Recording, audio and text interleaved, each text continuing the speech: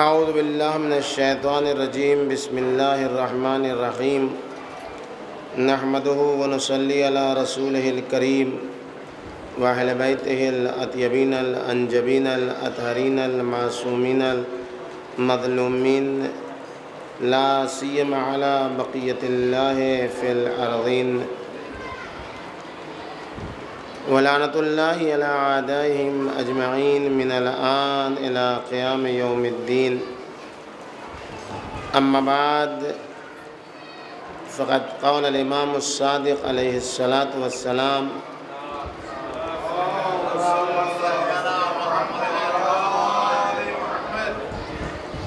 ان اوجب الفرائض الی اللہ معرفۃ الرب والاقرار له بالعبودیہ۔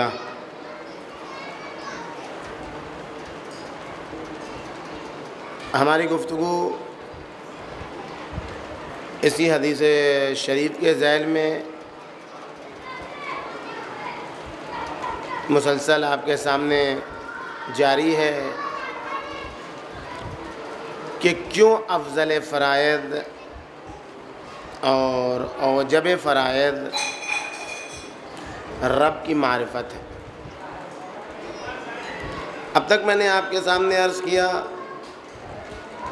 کہ معرفت کی ضرورت کیوں ہے، دین حق کی فردی اور اجتماعی زندگی میں ضرورت کیا ہے، فردی زندگی میں دین کا کردار کیا ہے،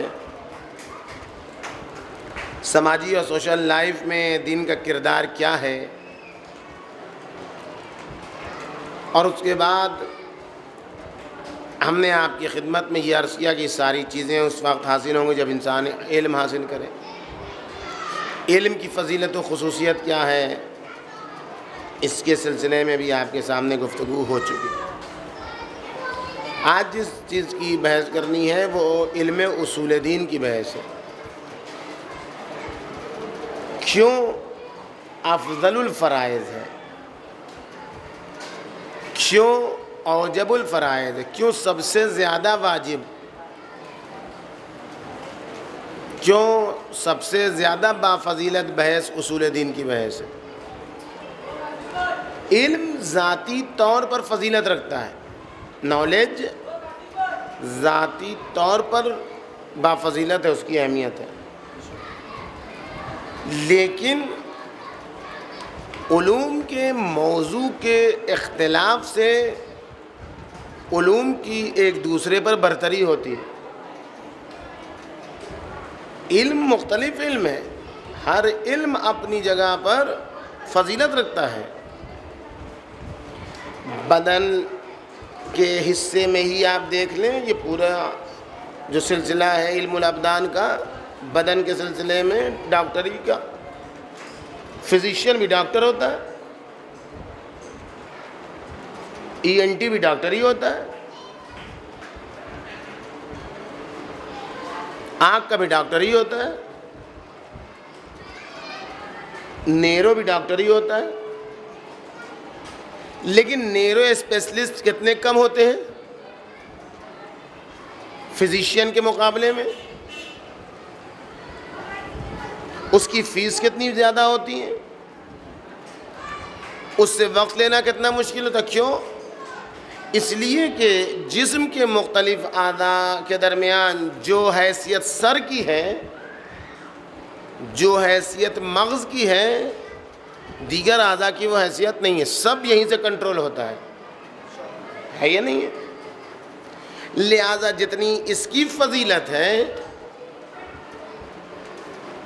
بغیر انگلیوں کے آدمی جی سکتا ہے، بغیر ہاتھ کے بھی آدمی زندہ رہ سکتا ہے، ناقص ہے، لیکن کسی کا مغز کام کرنا چھوڑ دیں تو چونکہ جیسے جیسے علم کا موضوع بدلتا چلا جاتا ہے، ویسے ویسے موضوع کے اعتبار سے علم کی فضیلت بھی بڑھتی چلی جاتی ہے۔ علم اپنے اعتبار سے خود علم فضیلت رکھتا ہے، ذاتی فضیلت اس کو حاصل ہے، لیکن اب ایک علم کو دوسرے علم پر برتری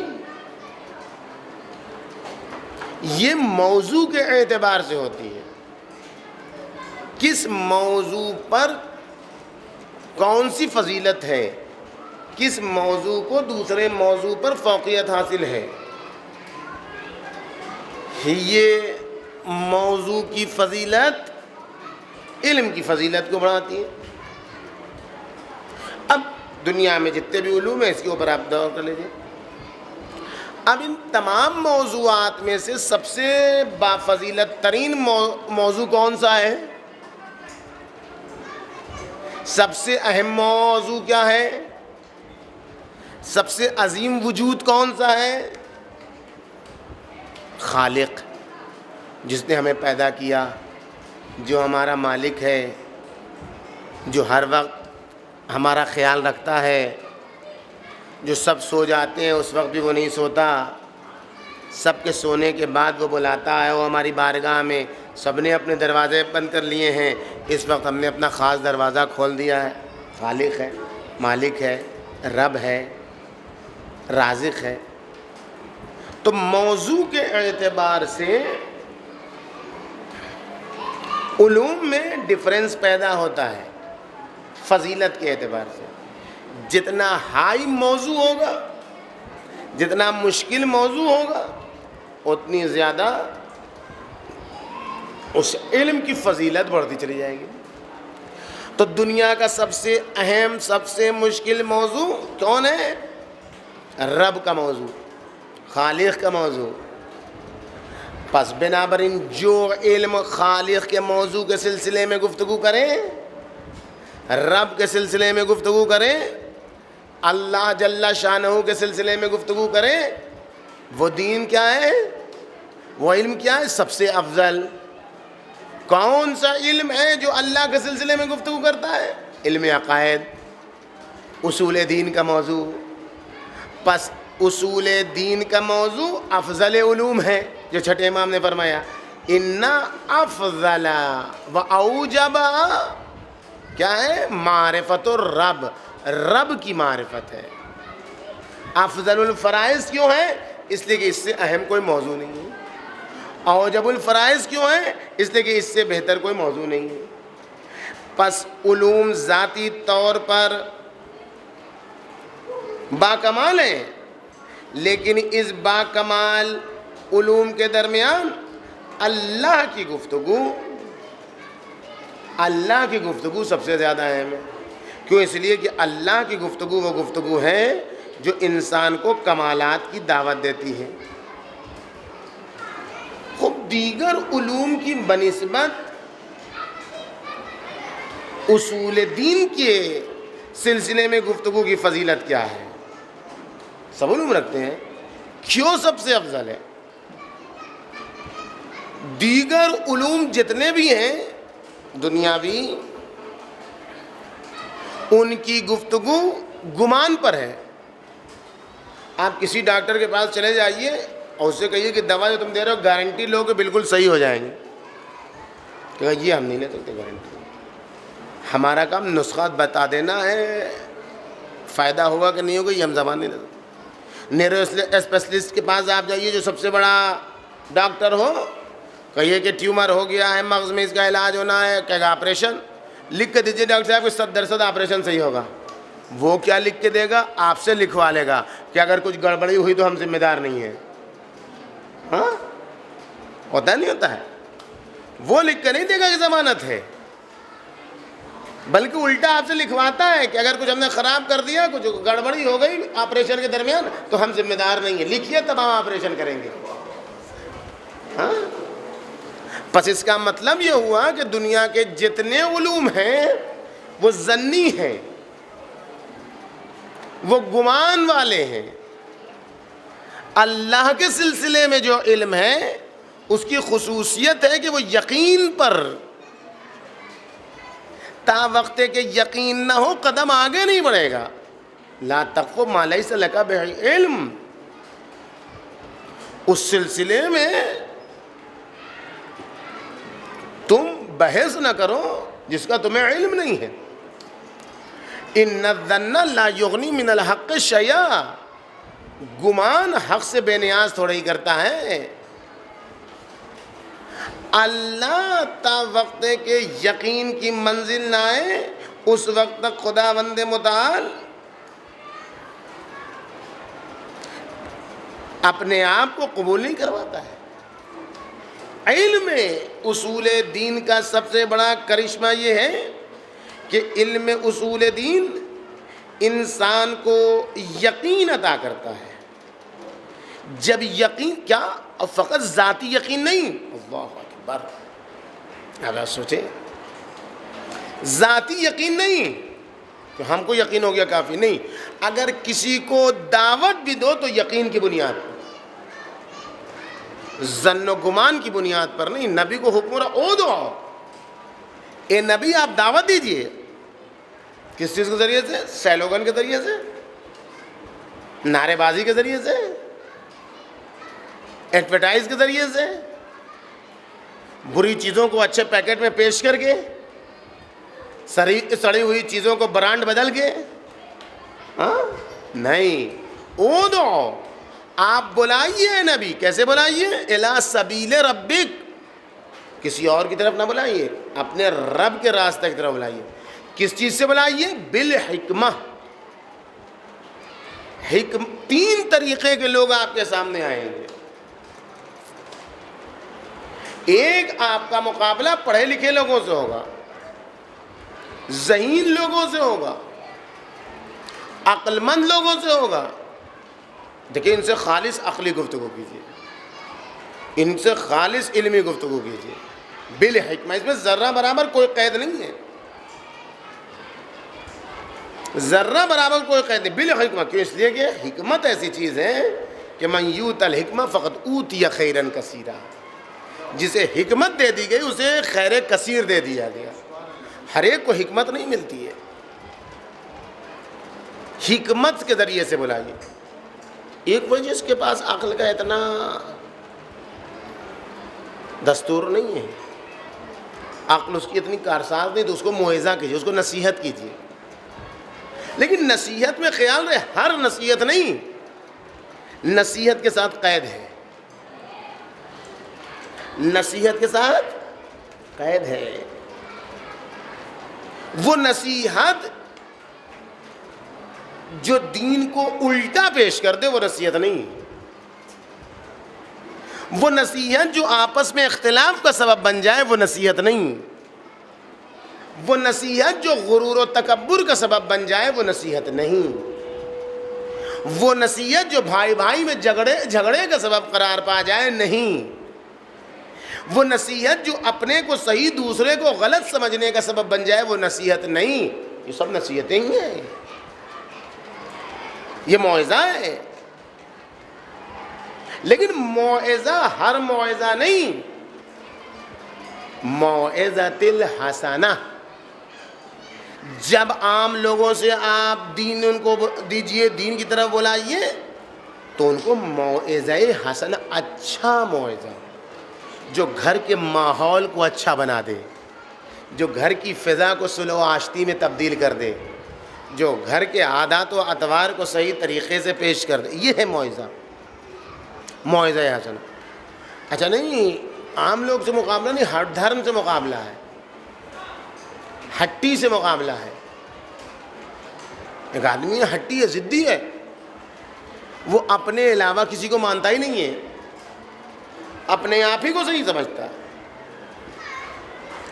اپنی آئیڈیالوجی کو صحیح سمجھتا ہے، بقیہ سب کو غلط سمجھتا ہے۔ ایسے آدمی کے ساتھ کیا کیجیے گا؟ موعظہ اس کے اوپر کارگر ہی نہیں ہو، موعظہ کے لیے دل آمادہ ہو تب تو موعظہ ہوگا، وہ تو آپ کی سننے ہی کو نہیں تیار ہے بھائی، وہ تو آپ کی بز میں آنے ہی کو نہیں تیار ہے، تو موعظہ کیا کیجیے گا اس کو؟ کیسے کیجیے گا موعظہ؟ اور سبیل رب کی طرف تو بلانا ہے آپ کو۔ آپ یہ کہیں کہ ہاتھ پر ہاتھ نہیں دھر سکتے کہ وہ تو آ ہی نہیں رہے، ہم سے کیا مطلب ہے، کہ نہیں، آپ کو جانا ہے، تو اب ان سے کیسے دین ان تک پہنچائیں؟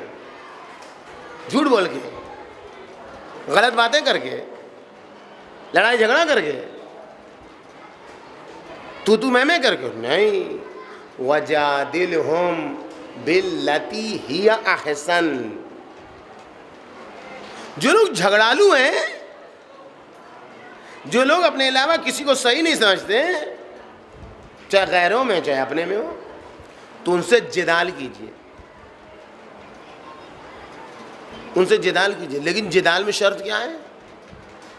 جدال حسن نہیں کہا ہے، جدال احسن کہا ہے، سب سے اچھا طریقہ جو منوانے کا ہے، سب سے اچھا جو طریقہ بتانے کا ہے، اس طریقے کو اپلائی کیجئے، اس طریقے کو اپیئر کیجئے، تب آپ کی زندگی، تب آپ سبیل رب کی طرف بلا سکتے۔ جادلہم، ان لوگوں سے آپ مناظرہ کیجئے، مجادلہ کیجئے، گفتگو کیجئے، لیکن خیال رہے انہی کی باتوں کو لیجئے،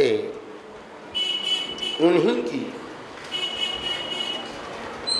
جس کو وہ قبول کرتے ہیں اسی سے ان کے سامنے بات پیش کیجئے کہ حقیقت یہ ہے، جس کو وہ مانتے ہیں۔ جو آپ مانتے ہیں وہ تو قبول نہیں کریں گے، اس کو تو کہیں گے منحرف ہے، نہیں، جو وہ مانتے ہیں، جس کو وہ قبول کر رکھتے ہیں۔ علامہ مجلسی کے والد کا واقعہ ہے یا کسی دوسرے بزرگ عالم کا؟ ایک شخص نے آ کر شکایت کی عالم دین سے کہ میرے محلے میں چند گنڈے رہتے ہیں، بدماش، بہت پریشان کرتے ہیں، سونا پڑھنا جاگنا اٹھنا بیٹھنا حرام ہے، ہر وقت گانے بجانے، اس کی کیا کریں کچھ سمجھ نہیں آتا۔ عالم دین نے کہا کہ ایسا ہے ان کی دعوت رکھ دو، ان کو دعوت تو بلاؤ، اور ساتھ مجھے ہی بلاؤ۔ کیا اس کو، اب ان لٹیروں کو، ان گنڈوں کو بھی جو ہے وہ یہ ہوا کہ کیوں بلایا، اور ان کو دیکھا تو اور کہ ہم کہاں، اور ان کو ہی بلا گیا اس بات میں، بیٹھے کھانا پینا۔ عالم دین نے ایک سوال کیا، یہ بتائیے کہ آپ لوگ کے اصول کیا ہیں، سب کام کرتے ہیں آپ لوگ، اصول کیا ہے؟ کہا ہمارے اصولوں میں سے ایک اصل یہ کہ ہم جس کا نمک کھا لیتے ہیں اس کے ساتھ برائی نہیں کرتے ہیں۔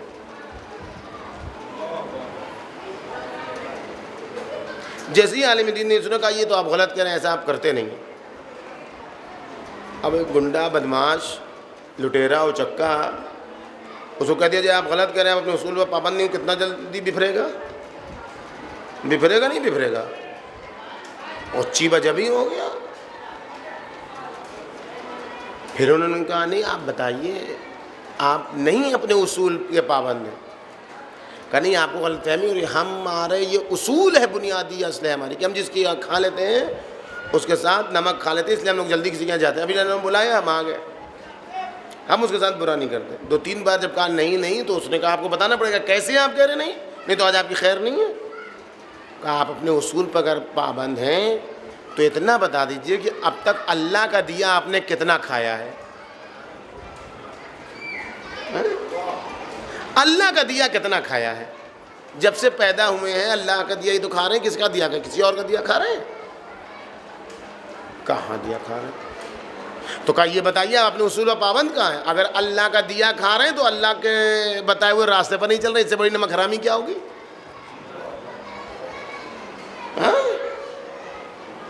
آپ کہہ رہے ہیں ایک بار کسی کا نمک کھا لیتے تو اس کی مخالفت، اس کی برائی نہیں کرتے، اس کے ساتھ برا سلوک نہیں کرتے۔ جب سے پیدا ہوئے ہیں ابھی تک اللہ نے طاقت دی، کسی اور نے طاقت دی آپ کو؟ کیا جدال احسن، جس اصول پر وہ قائم، بلانا ہے نا خدا کی طرف، جس ہیلے جس بہانے سے ممکن ہے بلاؤ، جس اصول پر وہ قائم ہے اسی اصول سے اس کو بلاؤ۔ تو اصول دین کی، اللہ کی معرفت کہ علم کی سب سے بڑی خصوصیت یہ ہے کہ اس میں علم پایا جاتا ہے، اس میں علم کے ذریعے سے بلایا جاتا ہے، اس میں گمان اور اپنے خیالات کے ذریعے سے، میرا دل کہتا ہے کہ ذریعے سے اللہ کی طرف نہیں بلایا جاتا، میرا خیال کہتا ہے، میں یہ سمجھتا ہوں، میرا عقیدہ کہتا ہے، میری عقیدت کہتی ہے، نہیں، یہ سب کچھ نہیں۔ مولا کیا کہتے ہیں، اللہ کیا کہتے ہیں، امام کیا کہتے ہیں، رسول کیا کہتے ہیں، اس سے لوگ کھنچتے ہیں۔ کیوں ہماری مجلسوں، کیوں ہماری بزم کی رونق چلی گئی؟ اس لیے کہ ہم نے مولا کا تذکرہ چھوڑ دیا، اپنے خیالات کا نام مولا رکھ دیا۔ جب ہمارے خیالات نے مولا کے کلام کی جگہ لے لی تو جیسی ہماری زبان، جو بات دل سے نکلتی ہے اثر رکھتی ہے، پر نہیں طاقت پرواز مگر رکھتی ہے، قدسی الاصل ہے رفت پہ نظر رکھتی ہے۔ جب بات دل سے نکلے گی تب تو دل تک پہنچے گی، جو بات زبان سے نکلے گی وہ کان سے گزر جائے گی۔ اصول دین کی بحث کی سب سے بڑی خصوصیت یہ ہے کہ وہاں علم ہے، دعوت بھی وہاں علم پر ہے، ظن و گمان کی وہاں گفتگو نہیں ہے۔ دوسری خصوصیت علم دین کی یہ ہے، علم اصول دین کی بحث کی، علم عقائد کی بحث کی دوسری خصوصیت یہ ہے کہ انسان اس درجے تک پہنچتا ہے اس علم کی بنیاد پر کہ اسے ایمان اور عمل صالح کی دولت ملتی ہے۔ اصول عقائد کی بحث کے ذریعے سے انسان کو ایمان کی دولت ملتی ہے، انسان کو عمل صالح کی دولت ملتی ہے۔ ایمان و عمل صالح کی دولت سے کیا ہوتا ہے جناب؟ سوال ہے نا، ہمیں ایمان نہیں چاہیے، ہمیں عمل صالح بھی نہیں چاہیے، کیا ہو جائے گا؟ کیا نقصان ہوگا؟ ہاں بتائیں گے۔ ہر انسان کو اچھی زندگی چاہیے، چاہیے نہیں چاہیے؟ دنیا میں کوئی ہے جو کہ ہمیں اچھی زندگی نہیں چاہیے؟ چاہیے نہیں چاہیے؟ ہاں ٹھیک ہے، کہ اگر تم اللہ کی معرفت کی بحث کرو گے، ایمان کی دولت آئے گی، اس کے نتیجے میں عمل صالح کی بحث دولت ملے گی، تو کیا ملے گا تم کو؟ ہم بتاتے ہیں، من عمل صالحا، جو اچھے اچھے اعمال انجام دے۔ کون؟ مرد، فقط مرد اچھے کام انجام دے تو کام چلے گا نا، من ذکر او انثی، چاہے مرد ہو چاہے عورت ہو، جو بھی۔ اچھا خالی عمل صالح اچھے اچھے کام کافی ہے نا، وَهُوَ مُؤْمِنٌ، اللہ پر ایمان رکھنے والا ہو، ہر نیک عمل ہمارے لیے قابل قبول نہیں۔ اتنے دنیا میں نیک کام ہونا سب ہم کو قبول ہے نا، اس راستے سے آؤ، ہمیں مانو، وَهُوَ مُؤْمِنٌ۔ تو کیا دیں گے ہم تم کو؟ بڑے بڑے بنگلے، جاؤ پوچھو ان سے، ان کو سکون ہے، جاؤ پوچھو ان سے۔ ہم دیں گے، کیا دیں گے؟ فَلَنُحْيِيَنَّهُ حَيَاتًا طَيِّبَةً، ایمان و عمل صالح عقائد الہی کے نتیجے میں، رب کی معرفت کے نتیجے میں ایمان و عمل صالح کی دولت ملے گی تو کیا دیں گے؟ اچھی زندگی، پیاری زندگی، جس سے تم کو زندگی میں سکون ملے، اطمینان ملے، وہ ہم تمہیں دیں گے۔ ثمرہ اس سے بہتر اور کیا دیں تم کو؟ ایک کامیاب زندگی۔ تو اب بحث یہاں تک پہنچ گئی جناب کہ ہمیں خدا کی معرفت حاصل کرنا ضروری ہے۔ اب تک کی بحث کا خلاصہ، اور یہ بھی معلوم ہو گیا کہ اصول دین کا علم، رب کی معرفت کا علم واجب ترین اور بافضیلت ترین علم ہے۔ تو اب ہم کو اگر خدا کی راہ میں کہیں پر کوئی شک و شبہ ہو تو ہمیں ٹک نہ جانا چاہیے، رک نہیں جانا چاہیے، بلکہ ہمیں جستجو کرنی چاہیے۔ اگر شک کے مرحلے میں ہم رک گئے اور شک کو ہم نے تقویت دے دی تو پھر ہم کہیں کے نہیں رہیں گے۔ اس شک کے سلسلے میں ہمیں جستجو کرنی ہے، اور جستجو کس حد تک کرنی ہے؟ جہاد کی حد تک۔ جہاد یہ نہیں کہ لوگوں کو کاٹتے جو گاجر مولی کی طرح، یہ جہاد کا غلط معنی ہے۔ یہ بربریت ہے، یہ بہیمیت ہے، یہ جاہلیت ہے، یہ کفر ہے، یہ تشدد ہے، یہ دہشت گردی ہے، یہ ٹیررزم، جو نام لگے وہ ہے، اسلام نہیں ہے۔ اسلام میں جہاد کیا ہے؟ قرآن سے پوچھو، والذین، اتنی جستجو کرو کہ ہم اس جستجو کا نام جہاد رکھ دیں۔ والذین جاہدوا فینا، جو لوگ ہمارے راستے میں جستجو کرتے ہیں، سعی پہ ہم، مسلسل کوشش، تو ہم کیا دیتے ہیں ان کو؟ لنہدینہم سبلنا، ہم ان کو ایک راستہ نہیں، ہدایت کے متعدد راستے دکھا دیتے ہیں۔ بس یہ ہے کہ شک پر ٹکو نہیں، رک نہ جاؤ، عقدہ نہ بنا لو، عقیدے کی طرف آؤ۔ تو اب جب شک کو آگے بڑھا کے علم کے مرحلے میں آؤ گے تو ہم اس کا نام جہاد، زحمت ہے، پریشانی ہے، لیکن ہم اس کا نام جہاد رکھیں گے۔ جاہدو، مجاہدہ، کوشش، سعی پہ ہم، ٹرائی کرنا، جو آپ کو سمجھ میں معنی آتا۔ لنہدینہم سبلنا، تو ہم اس کو اپنا راستہ، ہم حکمت دے دیں اسے، یؤتی الحکمہ من یشاء، ہر ایک کو ہم تھوڑے حکمت دیتے ہیں۔ وَمَنْ أُوتِيَ الْحِكْمَةَ فَقَدْ أُوتِيَ خَيْرًا كَثِيرًا، آپ سمجھتے ہیں کیا ہے؟ کون کہہ رہا ہے کہ حکمت خیر کثیر ہے؟ وہ خدا کہہ رہا ہے۔ اس دنیا کو جانتے ہیں یہ دنیا کیا ہے؟ اس دنیا کو پہچانتے ہیں؟ یہ جتنے سائنسداں ہیں اسی دنیا میں جس میں ہم اور آپ رہ رہے ہیں، اسی کی ابھی بہت ساری چیز نہیں جان پائے۔ ہر چیز ان کے لیے باعث تعجب ہے۔ ہر دن آپ دیکھیں اپنے نظریے سے پلٹتے ہیں، ایک بار کہتے ہیں اس بنیاد پر ایک چیز صحیح ہے، اسی سے دوسرے دن کہتے ہیں نہیں یہ اس سے ثابت ہوا کہ نہیں یہ تو اس میں یہ نقصان ہے۔ ہم لوگ جو دین سے زیادہ سائنس کے اسیر ہو گئے ہیں، اللہ کی بات جلدی سمجھ میں نہیں آتی، سائنس کی بات فوراً سمجھ میں آتی ہے۔ ایک زمانہ ہوا کہ سائنس نے ترقی کر کے کہا کہ سور کا گوشت نہیں کھانا چاہیے، اس میں ایسے کیڑے پائے جاتے ہیں کہ جو جسم کو ایسے ایسے نقصان پہنچاتے ہیں۔ اب یہ سیدھا سادہ مسلمان، ہاں دیکھا آپ نے، دین نے جو سور کو حرام کیا اس کا یہ سبب ہے،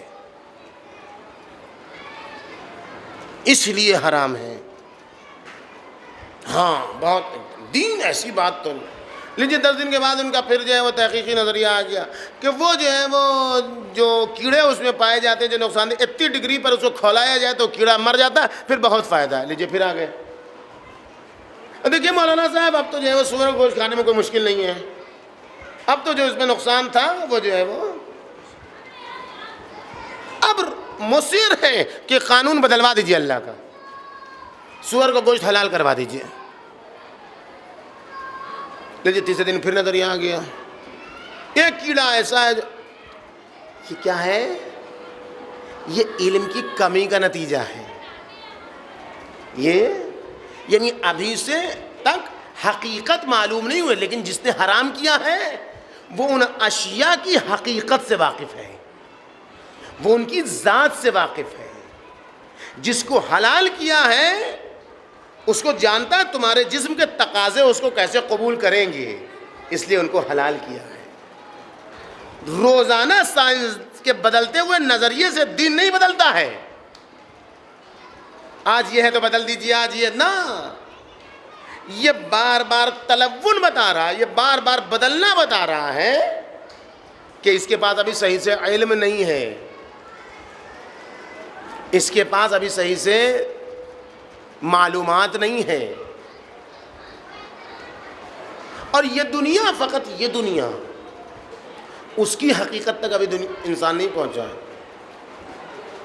سورج کی روشنی، چاند کی روشنی، ستارے اور سیارے، دیگر کہکشاں جو اس دنیا کی ہیں، اس کے علاوہ 70 عوالم، نہ معلوم کیا کیا ہیں، زمین کی تہوں کے نیچے 7 تہیں، نہ معلوم کیا کیا ہے، آسمانوں کے اوپر نہ معلوم کیا کیا ہے، اس دنیا، اس کے علاوہ دیگر سیاروں پر زندگی، ہمیں کچھ نہیں معلوم ابھی سے، ابھی تک کچھ نہیں، اسی دنیا کی چیزیں، اتنی وسیع و عریض دنیا، اور خدا کیا کہتا ہے؟ قل متاع الدنیا قلیل، کہہ دیجئے نبی کہ دنیا کی دولت، دنیا کا سرمایہ بہت کم.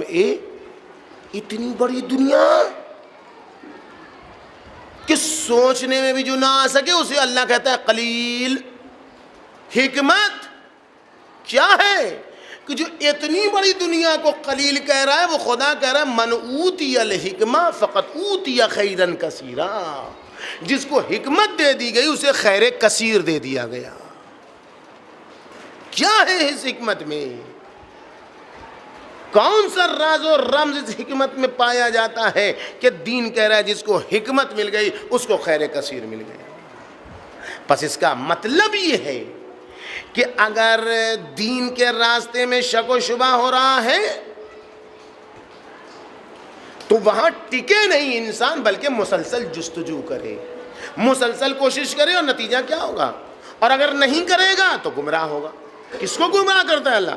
یضل اللہ الظالمین. اللہ ہر ایک کو گمراہ نہیں کرتا ہے، اللہ اسے گمراہ کرتا ہے جو ظالم ہے. وَيَفْعَلُ مَا يَشَاءُ. اور اللہ جو چاہتا ہے وہ کرتا ہے. پس ہماری آج کی گفتگو کا اب تک جو خلاصہ نکلا وہ ایک جملے میں: معرفت ضروری، دین کا کردار معرفت میں فردی زندگی میں بھی اجتماعی زندگی میں بھی. دین انسان کو کمال کی طرف لے جاتا ہے. فردی زندگی میں دین سکون دیتا ہے، خوف سے نجات دیتا ہے. اجتماعی زندگی میں دین خدا کو دیکھنے کی صلاحیت پیدا کرتا ہے. اجتماعی زندگی میں انسان اپنے آپ کو خدا کے ہمراہ سمجھتا ہے. علم کی فضیلت بہترین فضیلت ہے. علم اصول دین کی فضیلت اس لیے بہتر ہے کہ اس میں رب کی بحث ہوتی ہے. علم اصول دین کی بحث علم کی بحث ہے، یقین کی بحث ہے، گمان اور شک کی بحث نہیں ہے. شک کی بحث میں ہمیں رکنا نہیں چاہیے، بلکہ مسلسل کوشش کرتے ہوئے معرفت کی طرف حاصل کرنا چاہیے. اب بحث آتی ہے اتنی دیر کے بعد کہ خدا تک پہنچنے کا راستہ کیا ہے، کیسے پہنچے ہم خدا تک، کون سا راستہ ہے خدا تک پہنچنے کا. انشاءاللہ کل اس سلسلے میں آپ کے سامنے کچھ کیا راستہ ہے خدا تک پہنچنے، کن کن راستوں سے خدا تک پہنچا جا سکتا ہے. سرکار حسن مجتبیٰ کی اگر حیات طیبہ کو آپ دیکھیں، ائمہ معصوم جتنے بھی ائمہ معصومین ہیں، چاہے سرکار حسن مجتبیٰ کے ان کا کام ہے لوگوں کو خدا تک پہنچانا. خدا تک پہنچانا ان کی زندگی کا چاہے جیسے بھی انسان خدا تک پہنچے. امام حسن مجتبیٰ علیہ السلام فرماتے ہیں ایک آدمی 20,000 درہم لے کر آپ کی خدمت میں آیا، چاہنے والا تحفے کی شکل میں. مولا کہتے ہیں یہ بتا کہ جتنا تو نے دیا ہے اس کے 2 برابر یا 10 برابر تجھے دے دوں، یا تجھے ایک ایسا علم تعلیم کروں جس کے ذریعے سے تو اپنے علاقے میں جا کر ان لوگوں کی غلط فہمی کو دور کر جو ہمارے دشمنوں اور نادانوں کے ذریعے سے ہمارے چاہنے والوں کے درمیان پھیلائی گئی ہیں. کیا چاہتا ہے تو؟ اگر اچھا فیصلہ کرے گا، انتخاب کرے گا تو دونوں دے دیں گے، اور اگر کوئی انتخاب تیرا اچھا نہیں ہو تو جو کہے گا وہی دیں گے. کیا چاہتا ہے تو؟ 10 برابر دوں یا نہیں؟ کچھ تجھے تعلیم دوں، کچھ معلومات فراہم کروں تاکہ اپنے وطن میں جا کر ہمارے چاہنے والوں کے دلوں میں جو دشمنوں نے شبہات اور غلط فہمیاں ایجاد کی ہیں اس کو دور. وہ بھی عقل مند تھا، مولا کے در کا رضا خوار تھا، نمک خوار تھا. کہنے لگا مولا ان دونوں کے درمیان فرق کیا ہے؟ ان دونوں کے درمیان فرق کیا آپ بتا دیجئے. امام نے کہا کہ اگر تو جا کے غلط فہمی کو دور کرے گا تو یہ تو جو تجھے تیرے پاس ہے وہ مل ہی جائے گا. اس کے ساتھ ساتھ اللہ کی محبت، تمام انبیاء کی محبت، ہم اہل بیت کی محبت، تمام فرشتوں کی محبت تیرے ساتھ ساتھ ہوگی۔ اس نے کہا میں کم چیز کا سودا نہیں کرتا مولا، مجھے وہ پیسہ نہیں چاہیے، آپ مجھے وہ تعلیم دے دیجئے تاکہ میں علاقے میں جا کے غلط فہمی دور کروں۔ گیا، کچھ دن کے بعد آیا، مولا یہ غلط فہمی تھی، وہ غلط فہمی تھی، ان کے عقیدے کو ہم نے درست کیا، ان کے عقیدے کو ہم نے صحیح کیا۔ امام نے فرمایا تجھ سے بہترین کوئی تاجر نہیں ہے، تو نے بیک وقت اللہ سے بہترین سودا کر کے اللہ کی محبت کو خرید لیا ہے، اس لیے کہ ایک اللہ سے دور انسان کو اللہ سے قریب کر دیا ہے۔ تو نے ہم آل محمد سے محبت کو خریدا ہے، اس لیے کہ اس کے دل میں ہم اہل بیت کی محبت کو راسخ کر دیا ہے۔ تجھ سے بہتر کوئی دنیا اور آخرت تیرے ذمہ ہے۔ غلط فہمی کو دور کرنا معصومین کی نگاہ میں، سرکار امام حسن مجتبیٰ علیہ السلام کی نگاہ میں بہترین عمل ہے۔ اگر آپ کے ذہن میں کوئی سوال ہو، کوئی مشکل ہو، بلا خوف و خطر، فقط ایک کریٹیریا معصوم نے بیان کیا، اس کریٹیریے کے اوپر عمل کرتے ہوئے سل تفقہن ولا تسأل تعنتن، پوچھو گہری معلومات حاصل کرنے کے لیے، نہ پوچھو آزمانے کے لیے، نہ پوچھو تولنے کے لیے۔ دیکھیں یہ انہوں نے دعویٰ کیا، کوئی بھی سلونی کا دعویٰ نہیں کرتا ہے، یہ دعویٰ فقط علی مرتضیٰ کو راس آیا ہے۔ منبر سے سلونی کا دعویٰ فقط علی اور اولاد علی کو راس آتا ہے، اس کے علاوہ جس نے بھی دعویٰ کیا بقول شاہ دعویٰ کیا جو غیر نے منبر سے منہ کی کھائی۔ جو بھی اہل بیت اطہار کے علاوہ منبر سے یا غیر منبر سے سلونی کا دعویٰ کرے گا وہ منہ کی کھاتا ہے۔ دنیا میں کوئی بھی پرفیکٹ ہونے کا دعویٰ نہیں کرتا ہے اہل بیت اطہار کے علاوہ۔ لہذا سوال جو مشکلات ہیں، آپ کی جو مشکلات ہیں یا سوال جو اصول دین کی بحث سے متعلق ہے، وہ آپ سوال کریں، ایک دو دن آپ کے درمیان اگر کوئی سوال ہے آپ کی، یہ ہماری آج کی بحث اور گزشتہ بحثوں کے سلسلے میں، تو آپ سوال کر سکتے ہیں، ورنہ بات تمام کریں۔